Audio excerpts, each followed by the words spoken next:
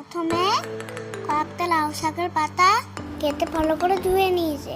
এরপর কড়াইতে জল দিয়ে কেটে রাখা লাউ পাতাগুলো, পরিমাণ মতো লবণ, কয়েকটা রসুন, কয়েকটা কাঁচা লঙ্কা দিয়ে ভালো করে মিশিয়ে নিয়ে ঢাকনা দিয়ে ভাপিয়ে নিয়েছি।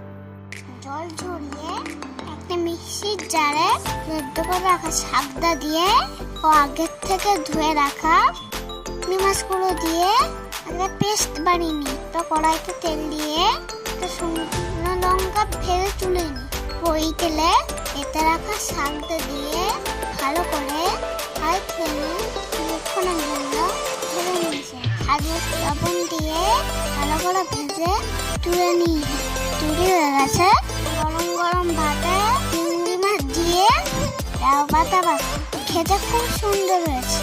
যদি ভালো লাগে প্লিজ একটা লাইক ও সাবস্ক্রাইব